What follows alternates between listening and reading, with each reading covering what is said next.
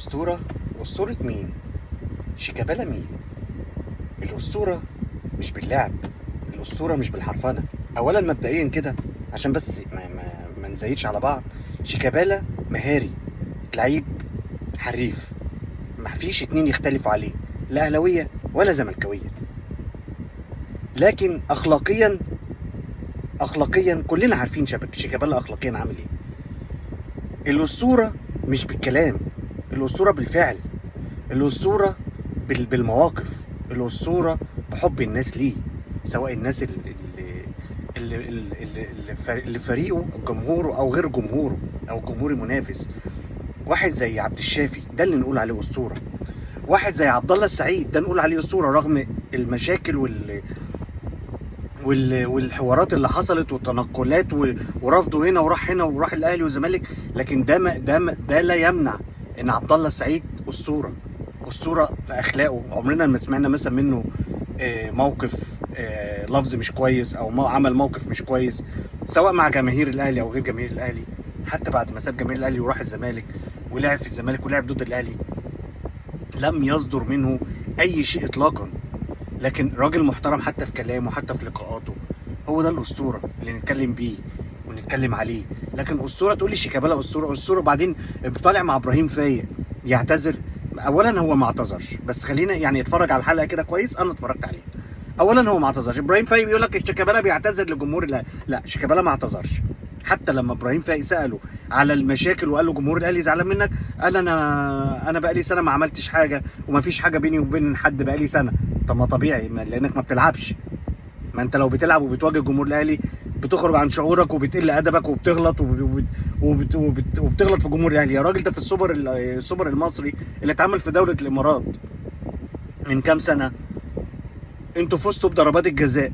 طب انتوا فزتوا، يا ريتكم حتى مغلوبين. رحت سبت جمهورك وسبت الفرحه وسبت الاحتفال بتاع فرقتك ورحت عند جماهير نادي الاهلي في الثالثه شمال وفي المكان اللي تجمع الجماهير وعملت لهم حركه، يعني استغفر الله العظيم يا رب، انا يعني حركه اخر سفاله. وانت عارف ان المدرجات في الامارات وفي الخليج وهنا وهنا بتبقى المدرجات بتبقى كلها عائلات، بتبقى كل واحد جايب زوجته واولاده ووالدته ووالده جايين يفرحوا، بيبقى يوم احتفالي كرنفال، مش مجرد مباراه كوره.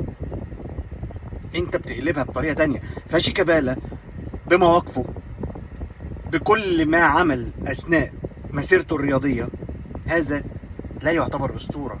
شيكابالا حتى ارقامه ما بتدلش على كلامه، ارقامه ما بتدلش على لعبه ولا على حرفنته، ارقامه ما بتدلش على اي حاجه. اسطوره ايه؟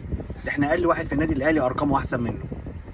الاسطوره مش عشان واحد بيعرف يرقص لعيب ويجيب جون او يرقص بطريقه كويسه او بيستخدم برجله الشمال بطريقه كويسه، ده مش اسطوره.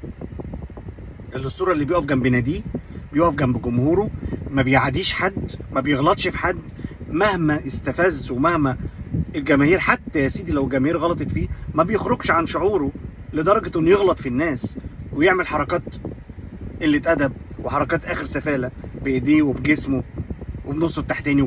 كلنا شفنا شيكابالا ولقطته الشهيره. لا، شيكابالا مع نفسه. اولا ما اعتذرش. ابراهيم عمال يقول له انا ما فيش بيني وبين حد حاجه. طب مش قادر تقول انا بعتذر لجماهير الاهلي لو كان في اي صدر مني اي شيء؟ مش قادر تقول لو حد زعلان مني يا جماعه كان بعد اذنكم اقبلوا اعتذاري؟ الكلمه دي تقيله على لسانك عشان انت ما تربيتش على كده انك تعتذر او انك تقول انت تطلع نفسك غلطان. انت ما علموكش كده في نادي الزمالك، انت ما علموكش كده، فبالتالي كلمه الاعتذار تقيله على لسانك. وحتى لو كنت اعتذرت وقلت انا اسف، احنا من حقنا ما نسامحكش. انت راجل غلطت فينا وفي اسرنا وفي اهالينا وفي ستاتنا وفي كل حاجه. انت راجل غلطت لو كنت عايز تعتذر وفعلا وطالع ندمان او عايز تبدا صفحه جديده مع الناس كلها مفيش مشكله، بس كنت عملتها وانت في الملاعب بعد ما المواقف دي ما بتحصل. مش عملتها عشان خلاص رايح تحلل في قناه MBC مع ابراهيم فايق وهتعرف ان انت هتقابل بقى اهلاويه وزملكاويه ولازم تبقى محايد اجباري، لازم تبقى محايد. فبالتالي مش عايز تزعل منك بقى لا ده ولا ده، فبتقول بالمره بتكسب بونت. لا، اولا انت لا تصلح حتى محلل ولا تصلح تبقى اسطوره ولا تصلح حتى تبقى لعيب كوره. اللعب اخلاق، اللعب اخلاق، اللعيبه اخلاق، الاخلاق قبل الرياضه، الاخلاق قبل الرياضه. فاوعى تقول لي ان انت اسطوره او انت اعتذرت، انت ما طلعتش اعتذار. وبعدين انا عايز اسال سؤال، هو الزملكاويه فرحانين بايه ولا زعلانين ولا ايه؟ ولا انتوا ايه ظروفكم؟ انتوا ايه ظروفكم؟ قاعدين ليل ونهار تشتموا في تركي الشيخ وفلوس تركي الشيخ والساعات يا خطيب والحكايه والروايه، واول ما الكابتن بتاعكم القائد بتاعكم الاسطوره اتشاور له راح جري. ايه هو البرنامج ده تحت رعايه موسم الرياض؟ هو موسم الرياض ده بتاع مين؟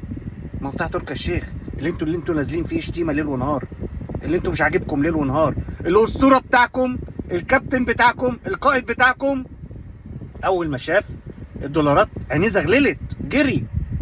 هو ده الاسطوره صح؟ سلموا لي على الاسطوره بتاعتكم وسلموا لي على الشيكه. سلام.